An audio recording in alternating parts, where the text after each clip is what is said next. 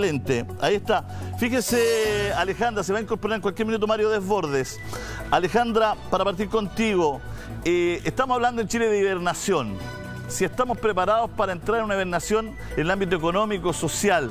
Pero tú además ayer subiste un antecedente que pudimos leer de empresas o de centros médicos en este caso, pero ya había una denuncia sobre empresas que dan permiso o que piden permiso para sus trabajadores en circunstancias que trabajan en otras cosas, no son los permisos por lo que realmente hacen en la empresa, o sea, en el fondo son permisos mal habidos, ¿no es cierto? O sea, permisos que se piden de una forma mañosa para vulnerar precisamente estas cuarentenas.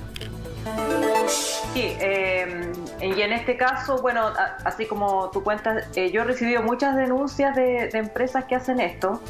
Y elegí este caso porque está documentado, porque se hizo una denuncia a la Intendencia, que no fue, aunque se le informó al denunciante que se iba a fiscalizar, no se hizo esa fiscalización, y porque me parece todavía más grave que este centro radiológico usar este salvoconducto para incluir al personal doméstico que trabaja en la casa de la dueña de este servicio, y que tiene que hacer labores junto con las labores domésticas de aseo y jardinería en la casa de la propietaria, tiene que ir a limpiar el centro radiológico, y así hay personas contagiadas de COVID. Este centro tuvo que cerrar la semana pasada por un brote de contagio.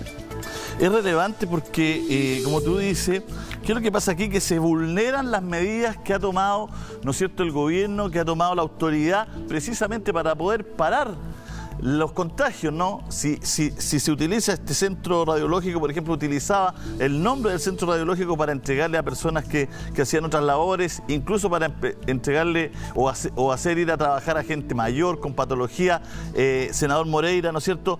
Es una forma de ir vulnerando, ¿no es cierto? Si vamos sumando, vamos vulnerando todas las medidas que la autoridad toma, ¿no? Senador Moreira, ¿ahí se quedó pegado o...? Ahí está. ¿Me escucha? Lo que pasa es que no escuché lo que dijo Alejandra porque no tenía retorno. Sí, lo que pasa es que estábamos hablando con Alejandra de un centro radiológico, ¿no es cierto?, que entrega salvoconducto, pide salvoconducto a gente que ni siquiera trabaja en el centro radiológico, que cumple labores domésticas en la casa de la dueña, digamos, y también a otras personas que son mayores, perfecto, personas que no tendrían por qué ir. Entonces, en circunstancias, es un ejemplo más de cómo se vulnera, cómo algunas instituciones o empresas han vulnerado todo esto de los salvoconductos que no contribuyen, ¿no es cierto?, a parar la pandemia.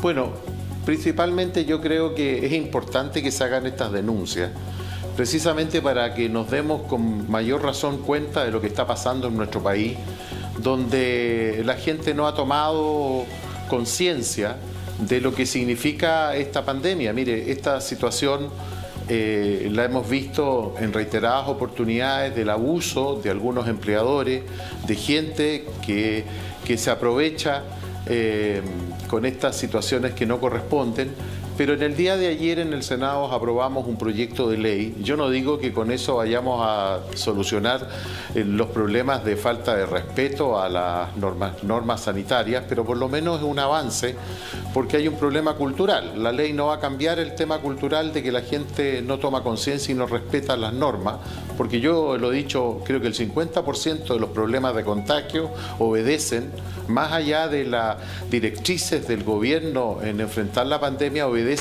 a la irresponsabilidad de la gente. Y esta determinación y aprobación de este proyecto, que aumenta las penas en cuarentena, se pueden llegar multas hasta 10 millones y penas de cárcel hasta 3 años. Obviamente, nosotros sabemos perfectamente de que esto está orientado especialmente las penas mayores a los reincidentes que no toman conciencia. De tal manera que estas instituciones que se están aprovechando tienen que ser fiscalizadas y tienen que hacerse las infracciones que corresponden.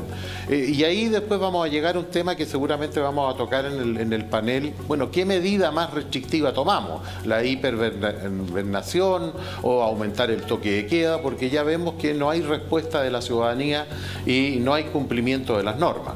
Claro, el ministro Parry ayer salió a desmentir un WhatsApp que se había hecho viral, ¿no es cierto?, que hablaba que este 21 partía una hibernación, pero el tema está en la mesa porque distintas instituciones han hablado de endurecer, le han puesto hibernación, pero de endurecer, ¿no es cierto?, las medidas, entre ellas fue a apagar el Transantiago, ¿no es cierto?, que no siga funcionando el Transantiago, entre otras medidas.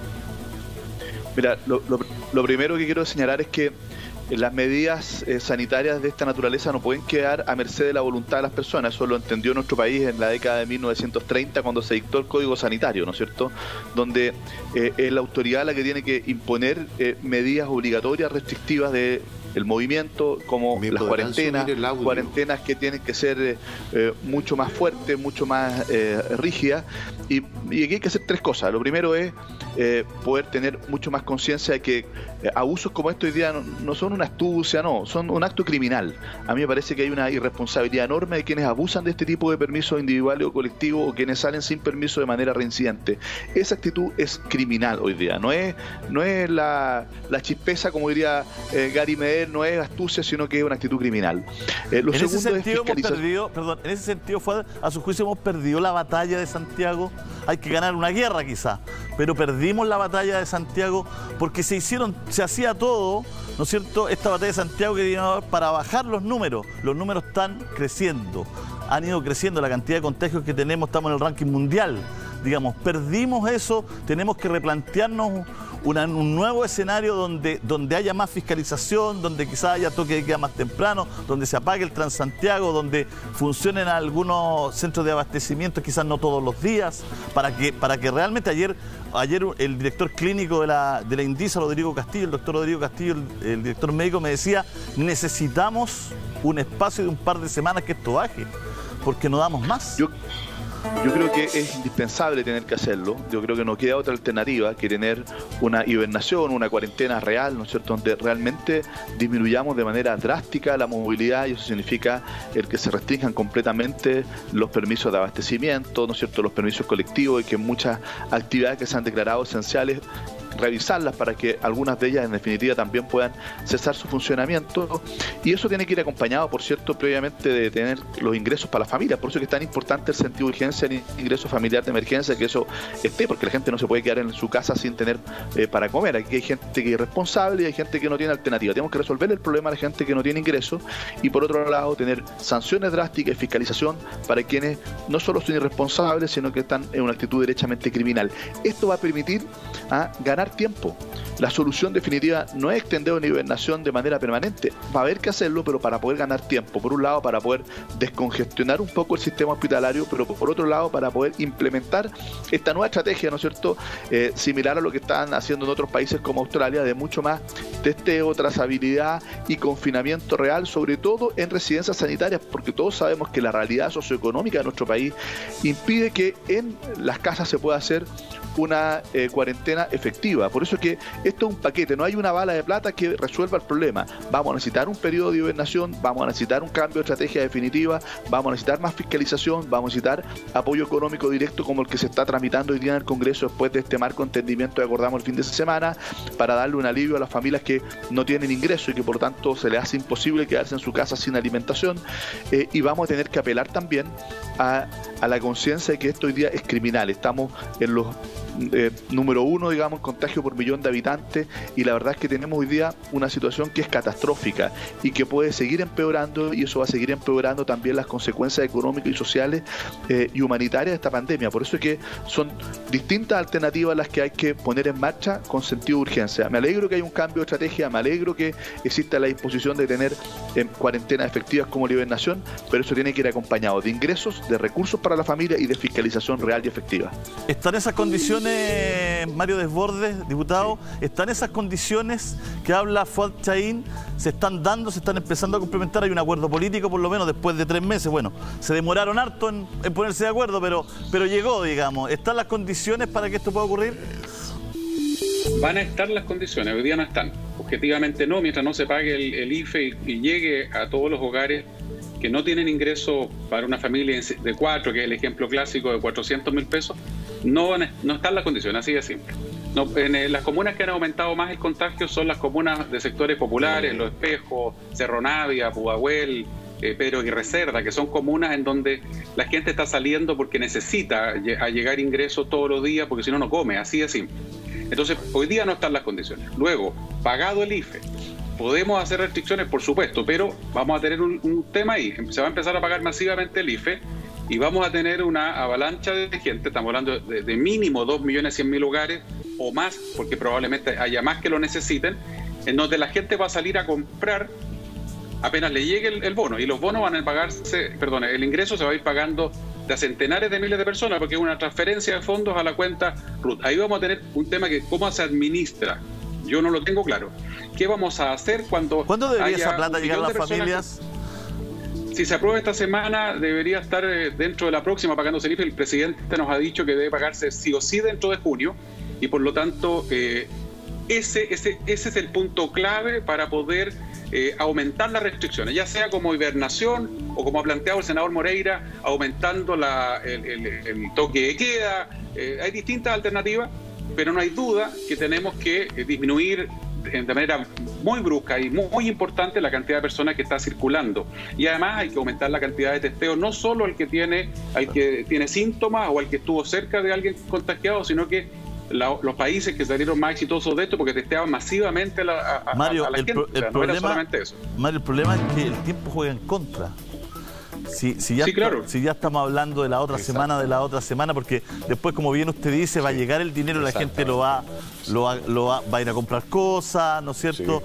Va a pagar las cosas que seguramente le apremian, otra gente irá a algún centro de abastecimiento para poder juntar si se viene una cuarentena más dura, ¿no es cierto?, para algunos días. O sea, son todos esos plazos los que hay que ir pasando, entonces el tiempo apremia. Julio César. Sí, por favor. Sí, dígame, senador Moreira. Julio, mira, yo quiero decirte lo siguiente. El gobierno va a tener que asumir una gran responsabilidad, más de la que ha tenido que asumir, tomando una decisión, asumiendo una estrategia en estos momentos más difíciles que son el pic de este contagio. Pero ¿cuál es el punto? El punto es que las medidas se pueden evaluar después de 3 semanas y ya va a haber pasado el pic. Entonces, si el gobierno toma la decisión de la hipervernación o el toque de queda, tenemos que hacerlo ya. De lo contrario, nosotros ya, este mes de junio lamentablemente es el mes de la muerte, porque va a morir mucha gente, si eso es verdad y no es una alarma, es una realidad. Porque la proyección que se ha hecho internacionalmente por entidades científicas es que al nivel de contagio que nosotros tenemos, los resultados pueden llegar al término de la pandemia de casi entre 6.000 y 10.000 personas fallecidas por el COVID. Entonces, ¿qué es lo que pasa? Si hoy día aplicamos una u otra medida, el resultado lo vamos a venir a conocer en 3 semanas, entre próximas 3 semanas. Yo soy partidario de que en esta instancia se aplique un toque de queda más largo para tratar de poder compensar esta situación. O de lo contrario, Alejandra, tomar la medida más dura. Y eso tiene costo. Alejandra. Perdón, la proyección de fallecidos es mucho más alta. Ya estamos en 6.000 fallecidos. O sea, la proyección son 40.000 o más. Entonces, el tema es que las medidas, todas las cuarentenas tienen que ir acompañadas de las medidas sociales, y Chile empezó tarde. Chile va súper tarde. La cuarentena, las medidas que se tomen hoy día van a tener efecto para el futuro, para los contagios de este minuto, en el minuto en que se tome la cuarentena en adelante. Los contagios que ya están, que ya ocurrieron, van a seguir colapsando el sistema de salud, que ya está colapsado. Ya se está decidiendo los servicios de salud, quién vive y quién muere en los hospitales públicos. Y no de ancianos, sino que de gente joven, de gente que o sea, si tienes 40 años y tienes diabetes, probablemente no te van a poner un ventilador, porque no hay suficiente, y entonces tienen que estar eligiendo al mejor candidato hoy. La gente que está muriendo hoy es la gente que se contagió hace un mes, aproximadamente, un mes, 3 semanas. Entonces, estoy de acuerdo con Mario Desbordes en que hay que, simultáneamente con la cuarentena, hay que entregarle los recursos a las familias, pero hay que hacerlo rápido. Chile puede hacer cosas rápido.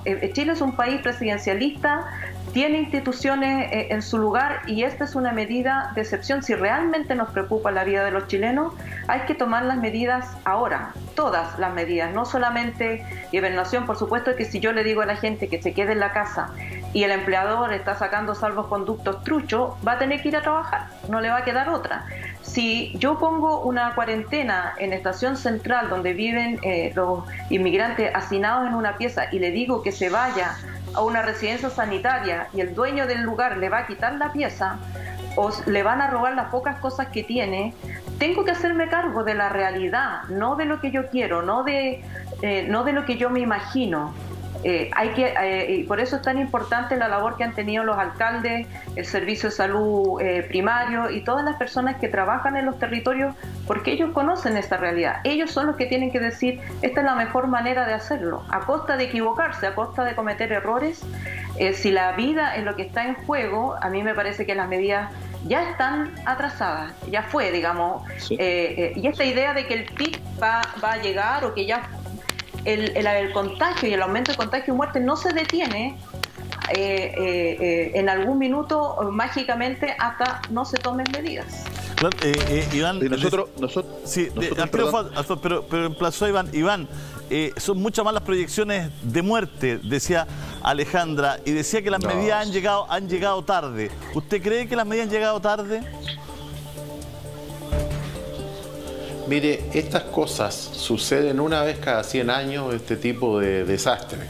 No hay ningún gobierno en el mundo, ni menos Chile, para poder solucionar todos los problemas. Evidentemente, se han cometido algunos errores. Por supuesto, ¿quién está preparado para esto? Pero, mira, decir 40.000 personas que van a morir, eso es un exceso. Alejandra, yo te he seguido en no lo digo yo, es una proyección. Semanas y días con las informaciones. Sí. No, pero perdón, la proyección de los 40.000. Yo te he seguido en las informaciones. Y la información de los 40.000 son informaciones que no he proyectado yo. Son proyecciones que han hecho especialistas epidemiológicos. No son mis proyecciones. Están completamente equivocados. Pero déjame terminar, Alejandra. Yo no tengo ningún complejo en reconocer cuando otra persona tiene la razón. Y yo creo que, por lo que he escuchado de ti, en varias situaciones de cosas que tú has dicho, en varias, tengo que reconocerlo, has tenido la razón, no en todas.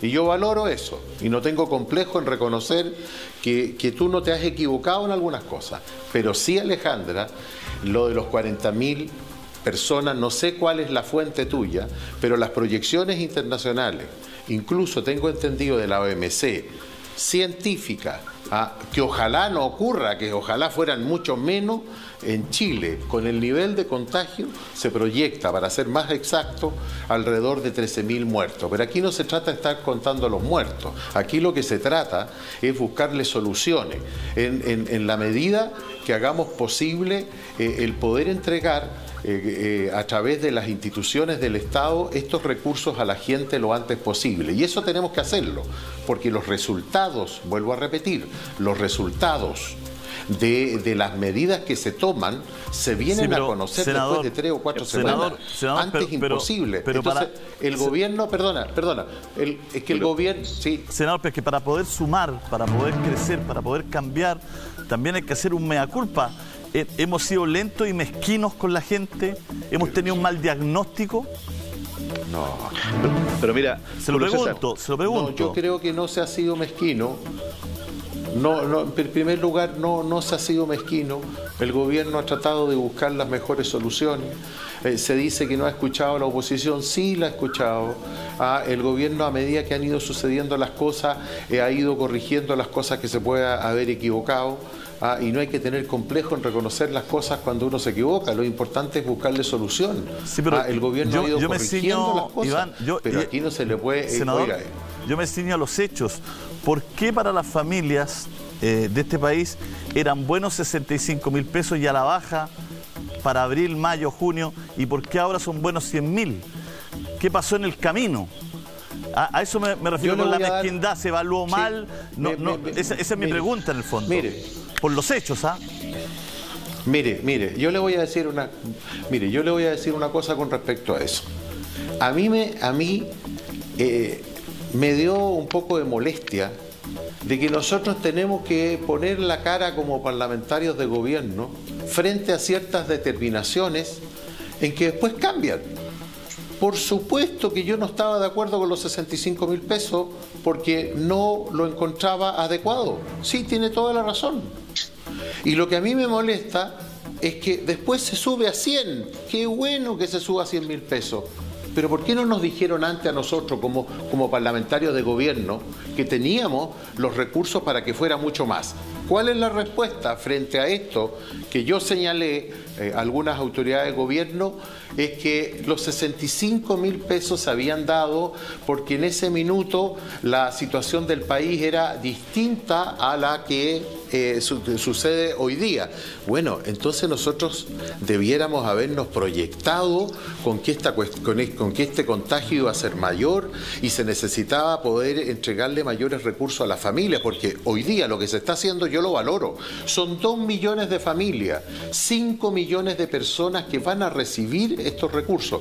Ese es un error que cometimos. Quizás nosotros tuvimos que dar la cara para cuidar la plata del Estado. No, yo soy partidario, y no soy populista ni nada, yo soy partidario de que si el gobierno se tiene que endeudar un poco más para ayudar a la gente, tiene que hacerlo. Bueno, César, mira, yo creo que hay que ser... El hecho es que no quiero que quede la pregunta en el aire, ¿no? Por el hecho, porque dice, bueno, el diagnóstico es malo todo, porque pensaba el gobierno que la gente tenía ahorro, que necesitaba 65 lucas, que iba a gastar sus ahorros la gente más vulnerable, que después Fuad. Mira, yo creo que es evidente que aquí había un error tremendo de diagnóstico, desconocer cuál es la realidad profunda de nuestro país, la realidad socioeconómica de nuestro país. Cuando la primera respuesta del gobierno fue el bono COVID de 50.000 pesos, y siempre dijimos 50 lucas es insuficiente, nos acusaron de obstruccionistas, de que lo único que hacía la oposición era decir que todo era insuficiente. Luego vino el ingreso familiar de emergencia de 65.000 pesos decreciente, además con una cobertura bastante baja, es decir, le llegaba a muy pocas familias. Y hicimos una contrapropuesta que trabajamos con economistas prácticamente los mismos que después estuvieron sentados en la mesa del Colegio Médico y después en la mesa del acuerdo. Nos rechazaron todas nuestras propuestas, nos pasaron la planadora con un veto presidencial en la lógica del poco o nada, y obviamente que entre el poco y nada nosotros aprobamos después del veto, pero advirtiendo de que iba a ser absolutamente insuficiente tanto en el monto como en la cobertura. Y recién ahora, después de haber nosotros señalado que estábamos disponibles, que queríamos un diálogo, cuando se dispararon las cifras, nos convocaron a conversar. En 2 semanas logramos un buen marco de entendimiento, y todo lo que no era posible un mes y medio atrás, 2 meses atrás, hoy día resulta que sí es posible, pero estamos tarde. O sea, esto ya se nos disparó, y por eso hay que actuar de manera muy precisa, muy diligente, sacar hoy día, esta semana, el proyecto del Congreso, que la próxima semana se esté pagando, porque hoy día ya estamos atrasados, y resulta que quienes están falleciendo no son cifras, son personas, son seres humanos, pero además los que están más afectados son las familias más pobres, es las comunas más pobres donde más muere la gente. ¿Por qué? Porque hay más hacinamiento y por lo tanto hay más contagio, porque además, ¿no es cierto?, hay más enfermedades bases que prevalecen en la población, como obesidad, como diabetes, hipertensión. Lógico, pero eso, y la verdad es que esto la autoridad es un tema de salud, dramático. Esa la autoridad y la gente de salud lo tenía clarísimo. O sea, si uno hablaba con un director de un hospital, si uno hablaba con un especialista, con un epidemiólogo, nos decía aquí en este mismo programa, hace 2 meses atrás, 2 meses y medio atrás, nos decía, cuando llegue a los sectores populares se va a disparar porque hay más patologías de base, más obesidad, ¿no es cierto? menos, hay más gente. Bueno, es lo que ocurrió realmente, Mario. Se llegó tarde, hubo un mal diagnóstico, diputado Desbordes. ¿Qué explicación le damos a la ciudadanía? Porque ya es 17 de junio. Mira, son varios factores y en eso hay que tener cuidado de analizar cada uno de ellos. La gente no obedece. El primer factor, que se generaliza. ¿Por qué no obedece la gente? Porque hay gente irresponsable, sí, el que agarró el helicóptero se mandó a cambiar. El ejemplo que da Alejandra es gravísimo. Si un empleador aprovecha a una persona que lo tiene trabajando en los dos lugares para llevárselo a su casa a cumplir labores de servicio doméstico, eso es gravísimo. Entonces hay ejemplos como ese que se van repitiendo. Luego, el otro que no cumple porque no aguanta encerrado en su departamento de 100, 120 metros cuadrados, quiere sacar a pasear al perro 5 o 6 veces a la semana, como se pedía los permisos. Estoy hablando de casos reales, no estoy inventando. Eso es un grupo que no cumple porque es porfiado, porque es irresponsable. Luego tienes el otro gran grupo, que es el que necesita sí o sí salir a parar la olla. Luego hay que hacer distinciones culturales. No le puedo pedir el confinamiento, y yo estuve con vecinos de Quilicura conversando, no les puedo pedir a ellos el confinamiento en los 35 metros cuadrados de departamento donde viven 10 personas. Ahí quizás debiéramos pensar en que el confinamiento es en el bloque, ¿cierto? Todos juntos ahí, no sale nadie del bloque sin autorizaciones, porque no es posible que no salgan al menos al patio común del bloque, porque mira, físicamente, mentalmente no es posible. Luego otros factores culturales. Ha sido complejo para algunos grupos, pese a la petición de sus obispos, etcétera, que no sigan habiendo cultos en ciertos sectores y aún hoy día. Entonces, el gobierno dijo en su minuto, este no es el último cartucho, vamos a lanzar más. Pudimos haber avanzado antes, puede ser, Julio César, no te lo discuto. Las cifras que da Alejandra, yo ayer tuve una reunión con un grupo especialista, incluso me hablan de cifras mayores de eventualmente personas fallecidas.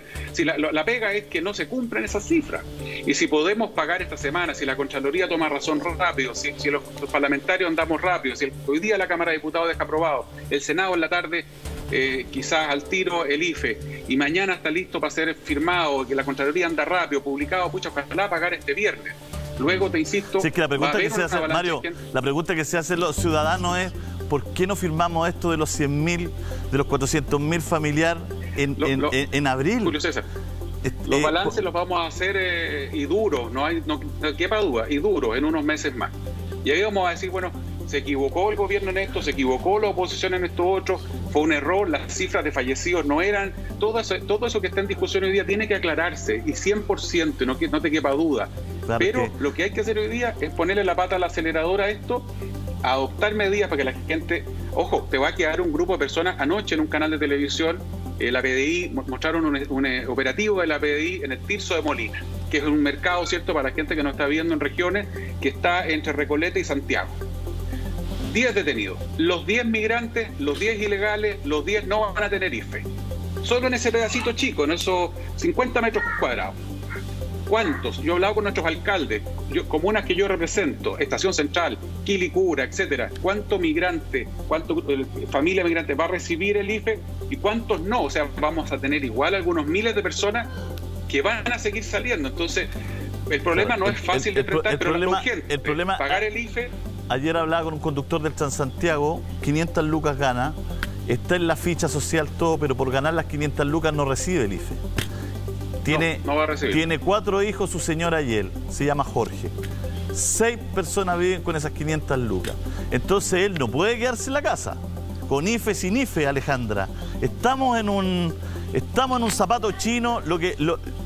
Yo apuro un poco a los diputados en el sentido de, ni siquiera quiero hablar del grupo de gobierno y de oposición, en transversal, en general, digo, chuta, si en pandemia no nos ponemos de acuerdo. O sea, Alejandra, por favor. Mira, en Estados Unidos, que no es un país socialista, los demócratas y los republicanos se pusieron de acuerdo en transferir $1.200 2 o 3 veces, por lo menos 2 me consta, a todas las personas que alguna vez han pagado impuestos. Esto incluye a los migrantes, inmigrantes, porque si tú quieres evitar los contagios, tú no puedes hacer esas discriminaciones. Tú no puedes decir, esta persona no es chileno o no nació en otro país, no le voy a dar el beneficio, porque esa persona, como dice Mario, va a tener que salir entonces a buscar alguna manera de sustento y va a contagiar, porque el virus no distingue razas, no distingue origen social, no distingue estatura, nada. El virus se contagia de persona a persona y las medidas tienen que ser lo más amplias posible. Todos estos trámites que le encanta en Chile, de que el 40%, del 60%, del 20% que marean, que la ficha social, todo eso es tiempo, todo eso es pérdida de tiempo. Es mejor que reciba un beneficio alguien que no lo necesita a dejar fuera gente que lo necesita y no se lo vas a dar porque no cumplió con los puntos, porque su ingreso no son 401.000 pesos, donde ya entonces queda fuera. No puede ser, no puede ser. O sea, si les preocupa la economía, la manera más eficiente de mantener la economía a flote es que la gente tenga recursos para sustentarse. La economía no va a sobrevivir con pobreza y hambre. Eso es, digamos, ese también es una racionalidad liberal, no es socialista. Mario, ¿quieres decir algo? Tiene razón Alejandra en una cosa, pero quiero ser preciso en lo que yo dije para complementar lo que dice Alejandra. Me refiero al migrante que no tiene ficha, que no está reconocido por el fisco no sabe que existe, porque los migrantes que sí la tienen van a recibirlo, pero aquel que entró ilegal, que no está registrado en ninguna parte, por eso las cajas de mercadería eran en todas las casas del barrio, aunque nos equivoquemos y le pasemos a alguien que no necesitara. Pero en este caso, el fisco necesita saber a quién le va a dar, no porque tiene que tenerlo, saber, mira, esta persona existe y tiene su cuenta RUT y le mando la plata. Aunque me equivoque, ese es el acuerdo, el acuerdo dice, si me equivoco, porque la persona falseó la ficha de protección social, no importa, le voy a pasar la plata igual, después veremos si me equivoqué o no. Yo aludo, Alejandra, aquel migrante que ni siquiera tiene ficha de protección social. Alejandra se tiene que ir. Alejandra, para cerrar, sabemos que te tienes que ir. Yo solamente quiero llamar la atención. Es cierto también que hay gente que es irresponsable y que no cumple las normas y están las medidas siempre disponibles para hacer esa fiscalización y que debe ser dura. Pero la gran mayoría de las personas, si son forzadas por sus empleadores, si están en riesgo de perder su trabajo, si no tienen otros ingresos, van a salir, porque no puede ser la alternativa de las personas o morir de COVID o morir de hambre. Eso no puede ser la alternativa en que está la gente. Y es muy bueno que se haya alcanzado este acuerdo, pero hay que agilizarlo y hay que, ojalá, eliminar todas las letras chicas, trabas burocráticas, donde se paga y usar la creatividad, el ingenio. Chile tiene mucha institucionalidad territorial y con buena voluntad se puede. Pero hoy día en los hospitales de Santiago se acabaron los respiradores y los que quedan disponibles hay que elegir a quién se le pasan entre una y otra persona. Las clínicas privadas, lamentablemente, hay algunas que están reservando ventiladores que tienen vacío y los informan como ocupados. Eso también se tiene que corregir a la brevedad. La red de salud tiene que ser real y efectiva y no usar también discriminación social para decidir a quién se le da y a quién no. Gracias, Alejandra, gracias por este contacto con nosotros. Seguimos adelante invitándote cuando tengas tiempo, cuando puedas. Sí. Muchas gracias por estar con nosotros. Iván Moreira, le toca a usted según el orden que llevamos. Estoy haciendo un orden mental, pero muy estricto. Precisamente para que usted no me critique. Lo felicito. Sí, muy estricto. Sé que le toca a usted, sé que tengo que darle ahora... Para que A usted que lo ha engañado hasta el propio gobierno con las plata, ¿ves? Como dijo. Imagínese. No, es un engaño. Oiga, no le ponga adjetivo, no es un engaño. Pero si usted le dice que le dijeron una cosa primero, si estoy diciendo lo que usted dijo, pues, Iván. Usted acaba de decir que le dijeron una cosa y lo utilizaron como carne cañón para... No, pero que ese es un tema político, pero no es que estén engañando, no usemos palabras que no. Yo estoy molesto por ciertas determinaciones que se tomaron. Eso es lo que he dicho yo, no ponga adjetivo. Lo que yo quiero señalar que lo que se decía recién, lo que se está haciendo en Estados Unidos, por favor, no nos comparemos con Estados Unidos. Iván, nosotros no somos un país que tenga los recursos. Deme solo un segundo. Deme sí. solo un segundo porque son las 10:43. Tenemos que ir a un corte comercial. Volvemos con usted y está el intendente Guevara a la vuelta para conversar de todo. Ahí está, Felipe Guevara, el intendente de la región metropolitana, para hablar de nosotros. También para por supuesto, ahí está la repartición. Aquí el gobierno tiene que irse por una estrategia. Y esa estrategia, si le va bien, va a ser aplaudida. Si le va mal, la gente no va a reconocer absolutamente nada. Por eso no me gusta cuando usted dice esto de que perdimos la guerra. Efectivamente estamos en una guerra. No he dicho eso. Una guerra. No, Mario, Iván, no, porque me está matando la metáfora. Dije, perdimos la batalla de Santiago, pero hay que ganar la guerra. Eso es lo que yo dije. Ya, está bien, es que ganar la guerra, porque mire, yo lo único que le puedo decir que no hemos perdido ninguna batalla. Las batallas es cuando uno se rinde y deja de pelear. Y aquí la derecha, la izquierda, la oposición, aunque nos demos como bomba en fiesta de repente, todos queremos ganarle al coronavirus. El tema es que cómo logramos tomar una serie de medidas que tienen que ser automáticas, rápidas, porque precisamente el mes de junio y parte de julio es el pic. Y por otra parte creo que hay que ser bien responsable cuando se dice que en tal y tales hospitales no hay respiradores y se está decidiendo entre la muerte y otra. A mí me gustaría que eso se investigue, que eso se diga, porque eso todavía no es realidad. Senador, pero eso va a suceder. Pero espérate un poquitito. Senador, eso va a suceder sin cualquier país del mundo. Senador, pero no cambiemos de tema. Yo estoy tratando de ser realista. Cuando digo que perdimos la batalla es porque hace un mes y medio el ministro Mañalich dijo con menos de 70.000 casos que había una batalla.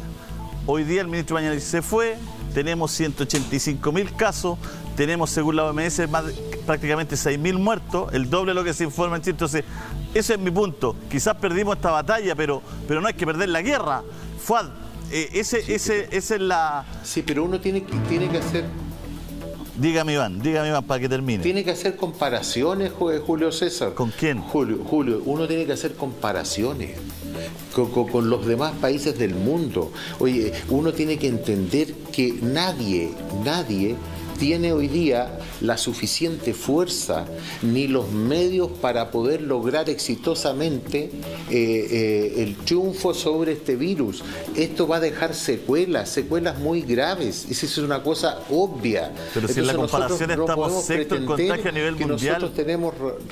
Iván, si nos comparamos, estamos sexto a nivel mundial. Yo no me quiero comparar con eso. Estoy viendo las mismas cifras de Chile. Fuad, por favor. Yo no estoy, escúchame, yo no estoy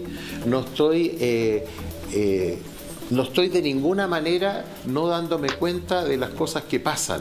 Yo me sé perfectamente los errores que nosotros estamos cometiendo. Sé que el gobierno los ha corregido, sé que no hay dolo, sé que no hay mala fe. Pero aquí no se reconoce absolutamente nada. Yo creo que aquí es la oposición.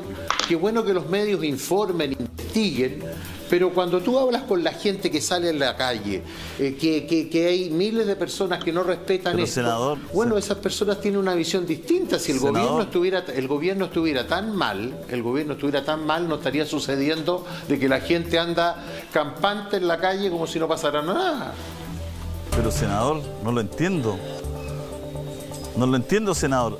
Aquí nadie está criticando por criticar, estamos hablando de las cifras. Mi argumento es que cuando hace más de un mes y medio dijimos que había una batalla, ¿no es cierto? Esa batalla hasta ahora la estamos perdiendo, la hemos perdido, pero hay que ganar la guerra. Quizás con medidas más estrictas todo, pero tampoco podemos ser... ¿Qué te hemos dicho? Usted quiere que me ponga aquí frente a una cámara y haga mi trabajo de periodista diciéndole que está todo perfecto, que está todo bien, si le estoy mostrando un gráfico de cómo vamos para arriba en los casos, pues, Iván. Si yo no tengo... Entonces pero por lo menos no me pidan secuencia. Por lo menos reconozcan... No, oye, tú nunca has sido obsecuente. Sí, pero lo que menos tienes de ser obsecuente. Oye, lo que yo te quiero decir es que entiendan que más allá de algunas equivocaciones, obstáculos que se han producido en el último tiempo en enfrentar esta pandemia, por favor dense cuenta de que el gobierno ha ido corrigiendo los errores que se puedan haber cometido. Pero aquí no se reconoce absolutamente nada del gobierno. Iván Moreira también pide reconocimiento. Todos los males de la humanidad. Fonchain, Iván Moreira también pide reconocimiento, no solo crítica.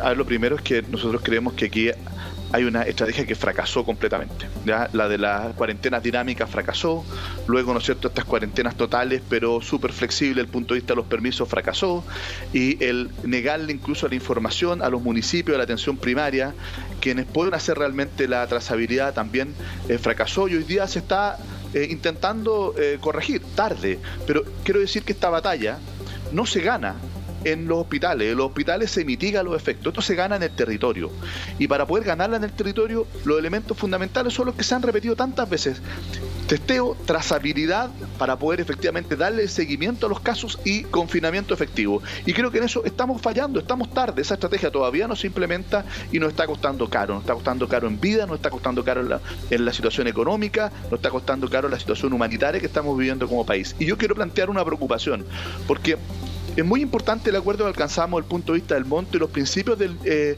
ingreso familiar de emergencia, pero ¿cuál es la principal queja que tenemos del ingreso familiar de emergencia 1? Es que no le llega a la gente, que el bono COVID tampoco, y a pesar de que se eliminan un conjunto de restricciones, de incompatibilidades para que efectivamente le lleguen en el acuerdo que alcanzamos el fin de semana, hay un par de problemas administrativos muy serios.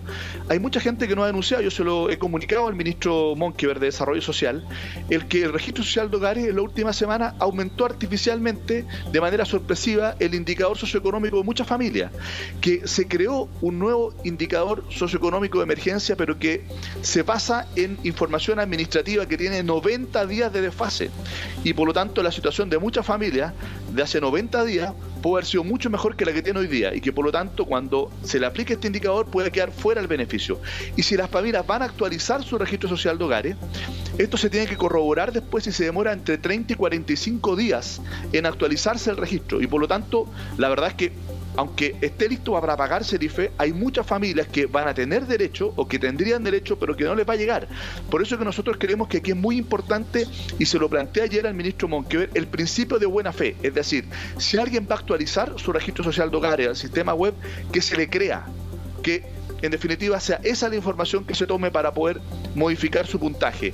Y si es que miente, si es que alguien abusa esto, bueno, después se le sancionará, pero no podemos nosotros hoy día seguir con la burocracia por delante, seguir con un conjunto de barreras de entrada, porque estamos en una situación de pandemia, estamos en una situación de excepción constitucional, estamos en una situación dramática donde tenemos que llegar de la manera más fácil, más expedita posible y más masiva posible. No podemos permitir que muchas familias que tendrían derecho al ingreso familiar de emergencia fortalecido como lo acordamos, no le llegue porque la información no está actualizada en el registro, porque hay que corroborar lo que dice cuando va a actualizarla, y por lo tanto termine llegándole en 45, 60 días más, cuando puede ser demasiado tarde. La gente no puede aguantar ese tiempo en su casa sin comer, con una cuarentena mucho más estricta como la que vamos a necesitar, para poder ganar tiempo y lograr implementar las medidas más eficaces que sí han funcionado. Y le quiero decirle a Iván Moreira, hay países que sí han logrado mucho más éxitos, como veamos uno del hemisferio sur como Australia, que ha tenido esta lógica de tener muchos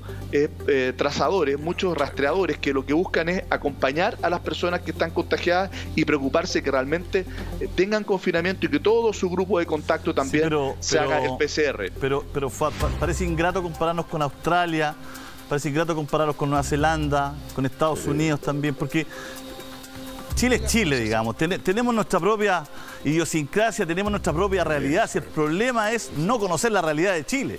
Lo que pasa en Australia y Nueva Zelanda, bienvenido sea para mirarlo, para analizarlo. Pero aquí tenemos que saber dónde hay hacinamiento, dónde hay pobreza.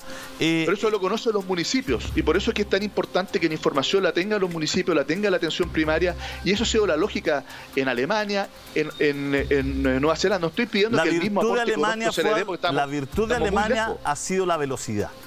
Esa es la virtud. Uno habla con un ciudadano alemán, uno ve los documentales. La virtud de la Alemania ha sido la velocidad. Todo lo que los ciudadanos tenían... Todo lo que... rastreadores por cada 100.000 habitantes. Sí, por pero ejemplo, aparte 20 de eso, rastreadores por cada 100.000 pero habitantes. Aparte de eso, todo lo que los ciudadanos tenían que pagarle al Estado alemán se suspendió. Todo tipo de impuestos, patentes, contribuciones, todo. A las pymes, a las empresas le llegaban en 3 días sus créditos. No tenían nada que andarle pidiendo el cuestión de DICOM, ni la letra chica, pero es que usted lleva 7 meses y medio. O sea, medidas estrictas y rigurosas. Quiero ir con Mario, por favor, para que todos podamos hablar. Yo no estoy pidiendo que le demos los 250 millones de euros de inversión que dieron en Alemania. Lo que estoy diciendo es que la lógica justamente directa, desburocratizada, ¿no es cierto?, sin tanto trámite, donde efectivamente las cosas le lleguen a la gente, que tengan tren de aterrizaje rápido. Estoy hablando de la lógica. Porque en Chile va una persona a un banco y lo llenan de papeles. Le piden papeles hoy día en pandemia. Entonces, ese es el problema que tenemos. Una pyme que va y el banco le dice, oiga, es que usted tiene muchos problemas, pero si por eso está ahí, digamos. Entonces, para eso el Estado es aval, Mario. Necesitamos a lo mejor apretar ahí también. Que las empresas privadas, que la banca, que algunos sectores también se pongan una mano en el corazón. Miren la discusión que tenemos por suspender, porque no haya suspensión de cortes, pues. Es una discusión... Lo primero, sí, Julio César, tiene razón, Fuad, y lo hemos conversado con el ministro de Desarrollo Social, con el ministro de Hacienda, lo hablé en la mañana. Las personas que pide actualización debería aceptarse de la actualización. Después discutiremos si engañó, si falseó datos. No es el minuto de estarle cuestionando la actualización que se puede hacer en la misma página. Cualquier persona puede hacer la actualización de sus antecedentes agregando datos. O sea, ya no tengo seguro de cesantía porque se me acabó, estos son la cantidad de personas que integran mi grupo familiar, etcétera. Este es mi nivel de ingreso. Mario, pero lo que reclama la gente es que hay un espacio muy largo de evaluación. Por ejemplo, No, es que hay que eliminar eso. No hay que hacer el proceso ese, sí. Pero eso era con el IFE 1. Eso era con el IFE 1. El acuerdo del IFE 2 dice, mire, vamos a pagarle a todos los que hayan hecho actualización en los términos que lo han planteado, le vamos a creer a la gente. Principio de buena fe, como dice Fuad. Y si nos equivocamos, es mejor pagarle a alguien que no tenía derecho que dejar de darle la plata al que lo tenía. Eso es un principio que hay que cumplir, hay que ser muy estricto en asegurarnos que la burocracia no nos tire para abajo esto, porque nos puede costar muertos. Si no es una cuestión de que gastamos plata de más. Pero hay que asegurarse, Mario, hay que asegurarse de lo que es ley, que es lo que usted me dice, ¿no es cierto?, ocurre en la práctica. Porque lo que la gente reclama es que la práctica no está ocurriendo, es ley, lo aprobaron, se llegó al acuerdo. Hay que asegurarse que eso ocurra en la práctica. Que el señor que quedó cesante y que ayer me llama a la radio y dice, oye, no me lo quieren dar porque no me actualizan la ficha. Entonces, hay que aterrizarlo. Hasta ayer es IFE 1. Por lo tanto, está con esos problemas, si no hay dudas, ya están detectados y hay que corregirlo. El IFE 2 viene con otro criterio, abarca más gente, el monto es más alto, abarca más gente y al mismo tiempo tiene que tener este otro criterio. Segundo caso, el FOGAPE que tú mencionas. Mira, el dato que nos daban es que se entregaban el 40, 50 más por ciento de los créditos que pedían las pymes, y resulta que eso omitía al 90% de las pymes que llegaba al escritorio. Le decían, ¿qué quiere usted? Un crédito, pásame los papeles. No califica, no alcanzaba a llenar ni el formulario. Lógico. Entonces, efectivamente, estaban quedando miles de pymes. El rubro específico, el comercio, el comercio detallista, los rubros de la gastronomía, que da tanto trabajo, la gente de la agricultura, dan tantos puestos de trabajo, y esto estaban quedando todos fuera. El 99% de los gallos con restaurante no recibía un peso. El 99% de los comerciantes pequeños estaban sin crédito. Entonces, ¿qué pasa? En los bancos comerciales tendrán que seguir haciendo su pega y dando los créditos, pero el Banco Estado no puede, y por eso Sebastián Sichel tiene una tarea enorme que sé que va a cumplir bien. No puede tener criterio de banco comercial en esta pasada, no, por lo menos. Le inyectamos 500 millones de dólares todos los chilenos al Banco Estado. Y Banco Estado, por lo tanto, tiene que cumplir un rol distinto. Lo mismo el INDAP, lo mismo el INDAP para los agricultores. Habrá que hacerlo por esa vía y no bancario. Lo mismo Cercotec para las pymes. No puede hacerse vía bancaria porque si no va a ser un cuello de botella gigantesco. Y tenemos que asegurarnos de que no se muera la pyme, porque mucha pyme le está manteniendo el empleo y pagando el sueldo al trabajador todavía. Y lo otro que necesitamos es que apenas terminemos la pandemia, no tengamos el problema de Argentina. Argentina subió al 55% el nivel de pobreza. La mitad de los argentinos está bajo el nivel de la pobreza. Es una cuestión dramática, es una catástrofe social. Pero en Chile, entonces, Mario, Chile tiene que... En Chile tenemos mire, yo lo voy a hacer aquí en un papel, discúlpeme, no soy el profesor Rosa, pero voy a tratar de hacerlo en un papel. Mire, vamos a hablar de clase baja, clase media y clase alta. La clase baja, ¿no es cierto?, con toda la ayuda, todo, sigue siendo clase baja, mantiene y baja un poquito, ¿no es cierto? La clase alta, esto no lo mueve, tiene ahorro, le va bien. Pero la clase media ha bajado de una manera brutal sus ingresos. Recordemos que todavía estamos, esta es la realidad de clase baja, ha permanecido en su estatus con las cajas, con las ayudas, con el IFE, con todo, ¿no es cierto? La clase alta han tenido su estatus y la clase media ha bajado, ¿no es cierto?, brutalmente. Entonces, estamos hablando de que es una vergüenza que esté todavía en el Senado, ¿no es cierto?, esté recién saliendo todo el tema de los honorarios. Es 17 de junio, imagínense la gente que de marzo no recibe ingresos porque da boleta. Ya lleva 3 meses, ya se ha comido el ahorro poquito que tenía, la plata de la familia, el préstamo a los amigos, ya hay un nivel de desesperación brutal. Entonces, ahí también entran todo esto, donde yo le digo, la ayuda de la banca, donde tenemos que de una u otra forma ayudar con los servicios básicos. Ese es mi punto, digamos. Sí, el gobierno decidió ayer cursar el proyecto de servicios básicos. Estaba la posibilidad de ir al Tribunal Constitucional. De hecho, había partidarios de nuestro sector que decían que había que ir por una cuestión de principio. El presidente dijo no, echémosle para adelante, esto tiene que avanzar, porque además era muy parecido al acuerdo que el gobierno había logrado con las empresas, hay que decirlo también, porque hay que reconocer eso. Hay gente que no quiere reconocer que el proyecto de ingresos básicos es muy parecido a lo que el presidente había logrado antes. Pero bueno, entonces ya lo que no se hizo, y te insisto, Julio César, aquí estamos un poco, es como a los feligreses que van a misa, que el cura los reta. Los 3 que estamos acá, los parlamentarios, que podemos opinar más libremente que el intendente, éramos partidarios de los acuerdos, hace rato éramos partidarios de aumentar los montos, y ya se hizo esta semana, está el acuerdo, ¿no es cierto?, cursado, y hay que, el intendente también, pero no lo podía decir porque, bueno, sí, creo que lo dijo más de alguna vez. El intendente, no, partidario de los acuerdos también. Pero ya que el intendente es parte del gobierno, la primera reacción, perdón Mario, Iván, perdón, pero la primera reacción del gobierno ante el proyecto que emite el Congreso, que es sencillo, 3 meses, si la gente no puede pagar, no se corta el suministro. Y no es que se lo regalen. El 60% más pobre, no todo. El 60% más pobre. Y después, Mario, que lo pague, porque no es que se lo regalen. Y después que lo pague en cuota. La primera reacción de lo que decir, esto es inconstitucional, esto no puede ser. O sea, el mensaje para la gente. Oye, pero... El mensaje para la gente. Le toca al intendente, por favor, Julio. Iván, ahí voy a ser estricto, porque una vez cada uno, y el intendente es nuestro invitado estrella, disculpe. Muy bien, sea estricto. Entonces le toca. Estrella. Oye, estamos 3 a 1. Voy a decir las cosas como son. Estamos 3 a 1, debería darme el doble tiempo. Oiga. Estamos 3-2. Oiga, Julio César. Dígame. Oiga, efectivamente es muy importante este acuerdo, esta ley respecto a los servicios básicos, más allá que pueden haber opiniones. Lo concreto es que el presidente ha señalado que no va a ir al Tribunal Constitucional y hay que quedarse con eso. Y también reconocer lo que dice el diputado Mario Desbordes, ¿no?, que ya había habido el año pasado un esfuerzo del gobierno por congelar las tarifas eléctricas, congelar los peajes, en fin, ya se había avanzado en ese sentido. Yo quería complementar un poco lo que decía Fuat respecto a las cuarentenas. No hay que echarle la culpa a las cuarentenas.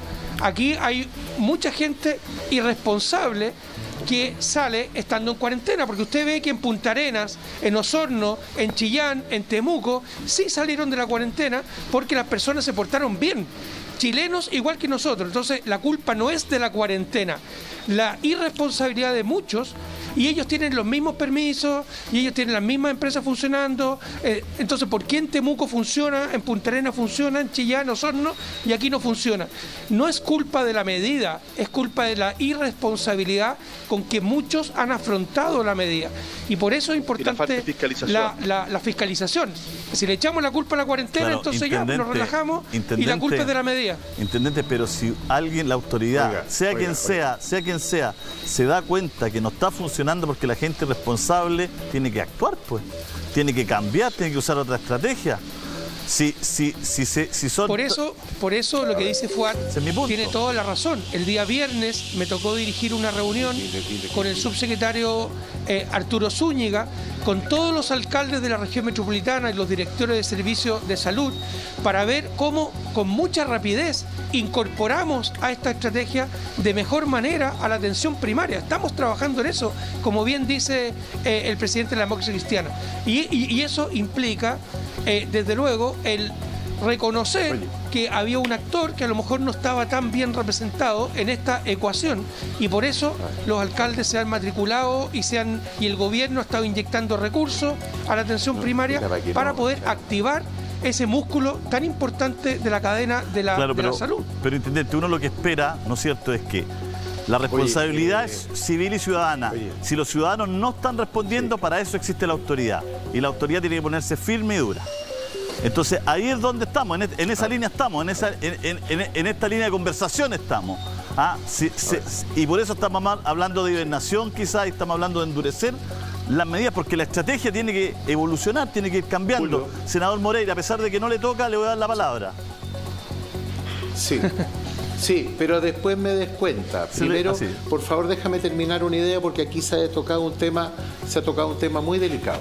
Primero, decir que el tema relacionado con los honorarios se debe en que la oposición es la que pone traba. ¿Y por qué pone traba? Porque quiere más, quiere más. Entonces eso va retrasando los procesos. Efectivamente, tú tienes razón cuando dice cuánto tiempo lleva ese proyecto. Lo han querido mejorar. 7 semanas en el Senado, un proyecto en pandemia. Entonces eso se... 7 semanas en el Senado, un proyecto en pandemia. Yo partidario...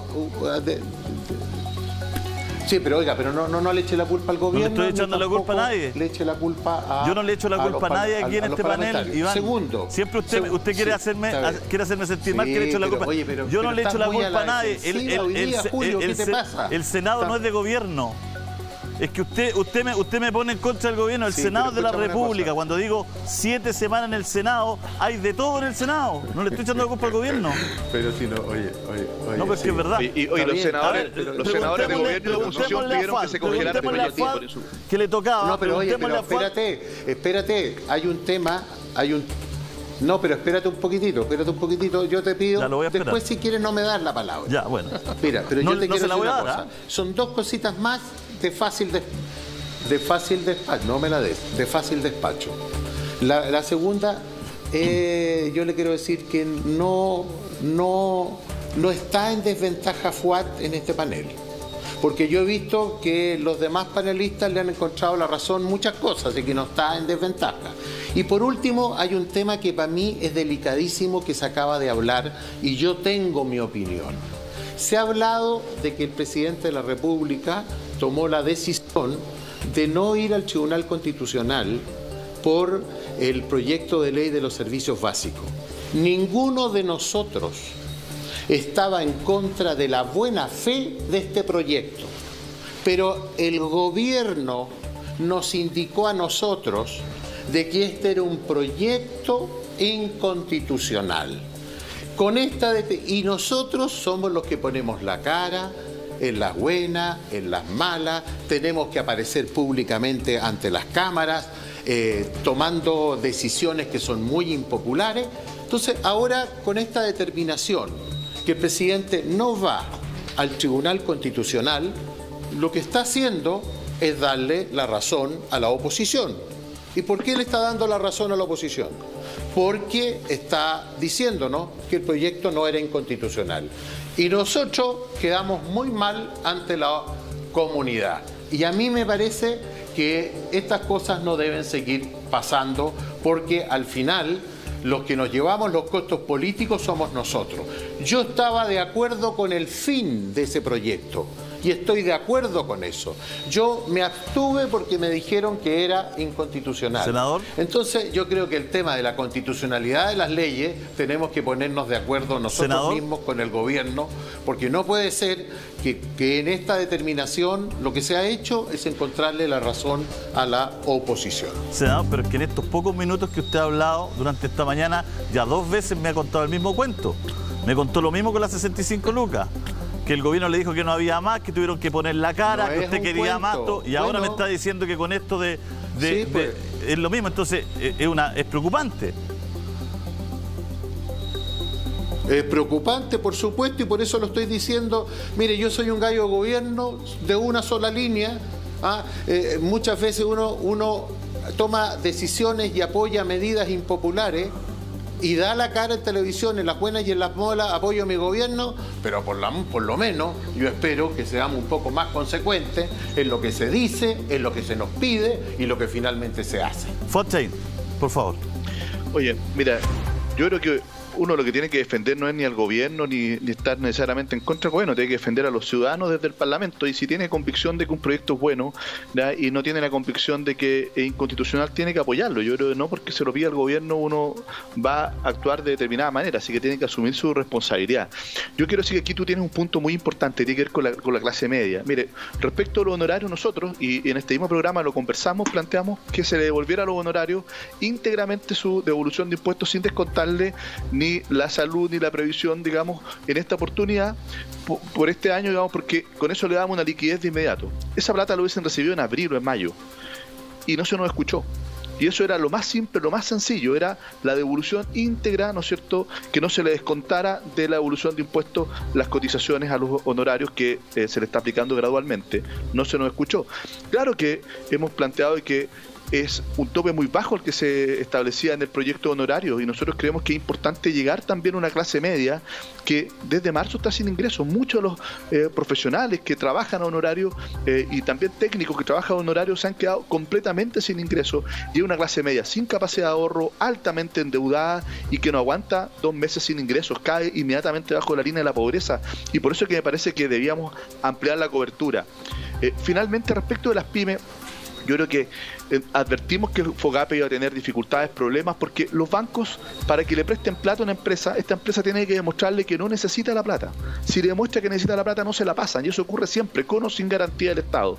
Por eso que no solo se contempla fortalecer, ampliar el FOGAPE, disminuir el deducible, sino que también acá, como bien se señalaba, digamos, el rol del Banco Estado es fundamental, pero también que el Estado pueda entregar recursos vía subsidio. Hay muchas empresas que no están en condiciones de pagar un crédito, aunque le den un crédito, no están en condiciones de pagar un crédito porque ya está tan deteriorada su situación que necesitan un subsidio, y eso también se estableció en el acuerdo el fin de semana, y yo creo que eso es muy importante porque sobre todo hay mucha pyme no bancarizada, mucha pyme muy chica, que si tú le pones un crédito, por muy bajo que sea, le pones otra mochila que termina de hundirlo, y hay que ponerle un subsidio. Vuelvo con usted, pero Mario Desbordes, por favor, para cerrar. Mario, sé que se tiene que ir a una comisión, por favor. Mira, Julio César, obviamente aquí ha habido que tomar medidas de manera gradual. Hay veces que uno puede estar de acuerdo con algo o no, pero si es urgente, se hizo. Yo en el tema de las cuentas, ayer hablé con el presidente Piñera en la mañana. El presidente tenía obviamente la duda de la inconstitucionalidad, pero finalmente lo que se hace es decir, mire, ok, no dilatemos esta cuestión, avancemos porque es una señal, y es tan parecido al acuerdo que se había logrado que no vamos a frenar esto en el Tribunal Constitucional durante un mes y tanto, porque el acuerdo que el presidente había logrado de manera consensuada, de palabra con las empresas, pudiera haberse frenado, porque las empresas habían dicho, bueno, perdóname, pero esto está en el Tribunal Constitucional. Luego, en el tema del acuerdo este fin de semana, no hay ninguna duda que tenemos nosotros que acelerarlo, si ojalá se pudiera pagar este viernes y podemos hacer las consultas al Ministerio de Hacienda, porque si la Contraloría anda rápido, todos andamos rápido, debería poder hacerse. Luego, en el tema con las pymes hemos trabajado, y la DC y Renovación somos los partidos que además creo que tenemos más trabajo con las pymes, y ellos tienen una petición. Uno, ayudar a salvar a la empresa que todavía tiene posibilidad de flotación con los créditos. Dos, ayudar a pasar el chaparrón a la que está ahí a punto de morirse. Y tres, reconvertir empresas o pymes que se murieron. O sea, tenemos que avanzar en las tres alternativas en paralelo. Junto con eso, yo, fíjese, no estoy de acuerdo, y esto es políticamente incorrecto, que se haya dejado fuera de la posibilidad de crédito en este tipo a las grandes empresas, porque hay mucha gran empresa que también está pasando lo pésimo, que tiene márgenes bastante bajos y que dan mucho empleo. No me estoy refiriendo a las empresas estratégicas, me estoy refiriendo a empresas normales que hoy día están con venta cero, que están con la... Pero ¿cómo se explica, Mario, cómo se explica que a los restaurantes estén evaluando si pagan patentes si no han podido ni abrir? Por lo mismo yo le dije al principio, los restaurantes, hay que apurar el tranco con ellos, no hay duda, si no está en discusión. A todo el mundo de la gastronomía, yo converso con un dirigente de Providencia, que es Marcelo Chicali, y Marcelo me ha ido contando, dirigente de Providencia del mundo de la gastronomía, ¿cierto? Tiene su restaurante. Y la verdad es que es desastrosa la situación para el mundo de la gastronomía, para los restaurantes. Estamos ahora solicitando al Ejecutivo que patrocine un proyecto para poder claro, prorrogar nuevamente el pago de las patentes. Es que el problema, Mario, que parece una conversación absurda, porque ayer escriben personas aquí a nuestro programa, dueños de restaurantes, que le están cobrando la patente. Y ellos no han podido abrir durante meses. Entonces, y usted me dice, mira, estamos conversando para evaluar. O sea, no se le puede cobrar la patente a gente que no ha podido trabajar, que está quebrada. Ese es el punto, que se necesita premura, decisiones rápidas. Decir, bueno, esta gente hay que ayudarla para que la gente saque la cabeza del agua un poco. Está con la cabeza bajo el agua. No hay duda, y lo que están aquí en este panel lo venimos diciendo hace 3, 4 meses. O sea, hay gente que... A ver, estas son cuestiones legales primero. La municipalidad no puede no cobrarle la patente. Hay un fondo de muchos, ahí está Felipe, que fue alcalde mucho tiempo. El alcalde no tiene facultad para dejar de cobrar. El Consejo Municipal, con el acuerdo unánime de los concejales, tampoco puede. Por eso es urgente una modificación legal, porque calculamos mal, probablemente, porque el permiso de circulación lo prorrogamos hasta finales de junio. Y por eso hubo que meterse rápido en solucionar el problema a los taxis colectivos, a los transportes escolares, ¿no es cierto?, y a los taxis básicos, que van a tener que pagar ahora su primera cuota. Parece que va a haber que correrlo de nuevo el permiso de circulación. Va a haber que correrlo de nuevo, parece, Mario. Y hay que trabajar esas cosas antes, porque, para que nos piden. Mario, sabemos que se tiene que ir y nosotros tenemos que ir a un corte. Y usted se tiene que ir a la comisión. Nos quedamos con muchas ganas de tenerlo mañana o pasado para que usted vea. Como se va Mario, va a poder hablar Iván Moreira de nuevo. Tiene suerte. Pero la palabra la tiene el intendente Felipe Guevara. Intendente, bueno, se ha atrasado el informe del MinSal, son las 11:43, lo estamos esperando. Sí. Hoy día precisamente se habla de las medidas de confinamiento, intendente. No sé si nos quiere adelantar algo. Estamos con Fuad Chaín, con Iván Moreira. Fuad, usted tiene la palabra, pero el intendente nos puede adelantar algo o nada. No tengo ninguna información, Julio César. Solo decir que los días miércoles efectivamente se denuncian otras medidas y es normal que cada miércoles el informe salga más tarde que los otros días de la semana, justamente porque no solo se trata de evaluar indicadores, cifras de Chile y del mundo, sino también de tomar otras medidas como las cuarentenas, por ejemplo, soltar, apretar en distintos lados del país, además, ni siquiera en la región metropolitana. Yo quería reafirmar lo que decía Mario Desbordes, Julio César, respecto de las patentes. Yo fui alcalde y si el alcalde no cobra la patente, cae en causal de notable abandono de deberes y lo pueden echar. Entonces, lo que hay que arreglar en el tema de las patentes es a través de una ley. Porque es como un juego de suma cero, ¿no? Pierde el comerciante porque no puede vender, pero también pierde la municipalidad, que tiene la obligación de cobrar. Fuad, pero por eso se le inyectan a las municipalidades otros recursos, y yo creo que para que a los comerciantes o a los restaurantes o a la gente que está en esos rubros no le cobren una patente, pucha, hay que juntarse antes para hacer la ley, pues no. Por ejemplo, ahora en junio se acaba lo de los permisos de circulación, ¿no es cierto?, la prórroga. Ya habría que juntarse para ampliar la ley, porque ya estamos a 16, 17. Por eso, si seguimos, Julio César, hablando de gobierno y de oposición, no vamos a llegar a ningún lado. Si hablamos de gobierno y colaboración, puede pasar muy rápido una ley como esa. Vamos con Fuad. Pero yo lo que le quiero decir a Felipe, como representante del presidente de la República, además de la región, que esto es muy sencillo. Esto es una iniciativa exclusiva del presidente de la República. Si lo presenta, le aseguro que la oposición va a colaborar en aprobar ese proyecto, para poder impedir el cobro de las patentes y que se le inyecten los recursos a los municipios, ya los que están comprometidos, ¿no es cierto?, en el acuerdo, y si es que es necesario más recursos, porque los municipios tienen que contar con las herramientas para poder combatir la pandemia. Yo creo que es muy importante que nosotros acá pongamos primero a los ciudadanos. Mire, la invisibilización que han tenido las mujeres trabajadoras y sobre todo aquellas jefas de hogar con niños lactantes. Nosotros hemos presionado hasta el cansancio por el postnatal de emergencia, a una medida que tiene toda lógica, porque los niños lactantes todavía no tienen su sistema inmunológico bien desarrollado, y por lo tanto que las mujeres, las mamás, tengan que arriesgarse a salir a trabajar con el riesgo, ¿no es cierto?, de incluso perder el empleo, pero si es que no lo hacen, o o arriesgan a su hijo, o sea, o la salud de su hijo o el empleo o los ingresos. Eso creo que es una disyuntiva éticamente inaceptable, casi inmoral para las mujeres.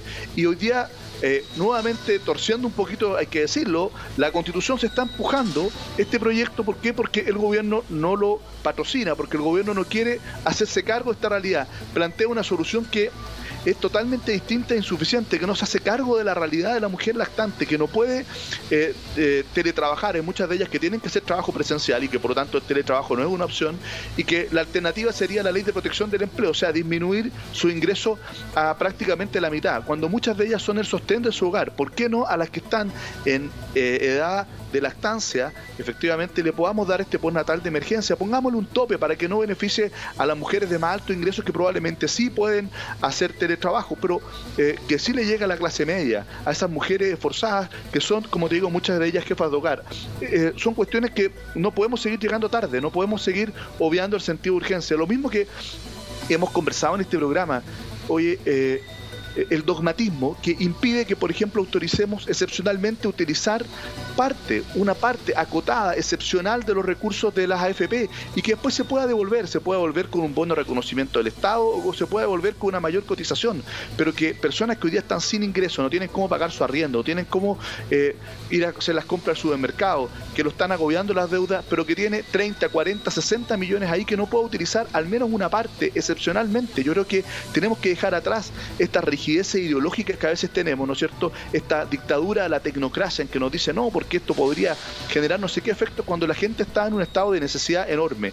Eso sería también un gran alivio, complementario de un buen acuerdo que tuvimos el fin de semana para los sectores medios, para la gente que probablemente no le va a llegar el ingreso familiar de emergencia, porque no le va a llegar a todo el mundo, eso hay que decirlo con mucha claridad, ¿no es cierto? Hay sectores medios que van a quedar excluidos, pero que pueden tener esta herramienta. Muchos de ellos tampoco son pymes y por lo tanto tampoco pueden optar a los créditos o a los financiamientos para las empresas. Son profesionales, técnicos, trabajadores que están mejor remunerados y que han quedado, digamos, con menos ingresos, o que algunos de los miembros de su grupo familiar ha quedado sin trabajo durante este tiempo. Yo creo que este es el momento realmente de poder tener medidas flexibles. No todo lo tiene que hacer el Estado. Hay cosas que se pueden hacer por parte del Estado y hay otras herramientas complementarias como esta, donde hay recursos que podemos utilizar excepcionalmente para aliviarle la vida a las familias. Fuad, se tiene que ir el intendente. Julio César, yo tengo que despedirme. Sí, muchas gracias. Por favor. Muchas gracias, Julio César. Intendente. Muchas gracias, Fuad. Iván. Muy bien, Felipe. Intendente, pero denos sus últimas palabras. Lo llamaron. Ya va a hacer el informe del MinSal. ¿Supo algo? Sí. No. Oiga, última palabra. Anda dando vuelta un WhatsApp que el día domingo va a haber un blackout, que se va a cerrar todo, y mucha gente se ha golpeado en los supermercados a esta hora. Tenemos muchas colas. Decir que el ministro de Salud lo desmintió ayer, eso no es verdad, y por lo tanto no hay ninguna necesidad de una compra extraordinaria ni de una salida extraordinaria, que la gente se quede en casa. Nos vemos, Julio César, muchas gracias. Muchas gracias, intendente. Muchas gracias por compartir con nosotros. Me mandan las mascarillas, Eso sí, no se las quede usted. Ahí las mascarillas que nos mostró el intendente al empezar esta conversación. Nos quedamos, intendente, ahí está. ¿Me las manda o no? La mascarilla, ahí está. Apagaron la luz, ahí está. Mira, el intendente como un movilero, ahí despidiéndose. Me hizo recordar a Germán Valenzuela, chavito. Ahí está mostrándonos una faceta diferente. Nos quedamos con Fuad Chahín, nos quedamos con el senador Iván Moreira. Iván. Ahí está. Sí. Iván, lo que hablaba Fuad, relevante, ¿no es cierto? Oiga, Sí. A ver, mire, dos cositas rápidas, sí, pregunta y respuesta. Primera cosa, yo siento que a veces en estos programas se habla mucho de que Santiago es Chile, entonces todo gira en torno a Santiago. Sí, está muy bien, viven una cantidad enorme de millones de chilenos en Santiago, pero el mismo sufrimiento que están teniendo en Santiago también lo tiene la gente de Chiloé, la gente de Puerto Montt, la gente de Osorno, donde yo soy senador. Y todo se centraliza, yo lo puedo entender, en los lugares donde hay mayor contagio, pero todos los chilenos están viviendo una situación de emergencia, con mucho dolor, con mucha necesidad. Dicho eso... ¿Cómo ha sido la entrega de caja en esas comunas? Muy bonito. Lo que pasa es que ¿Cómo ha sido la entrega de caja en esas comunas donde usted representa? Se ha ido, las cajas se han ido entregando. Obviamente, como en todas partes, le quiero contar una cosa, han habido algunos desfases, pero le quiero colocar un ejemplo. ¿Por qué yo no le creo a la oposición en ninguna parte de Chile? Y este acuerdo, que es importante, que lo valoro, es un verano de San Juan. Le va a servir a la gente, por supuesto. Yo no les creo. Mire, en la región de los lagos, el CORE no quiso apoyar una moción de 3.400 millones de pesos para que se compraran cajas de alimentos. Y se opuso gente de oposición. ¿Y sabe por qué?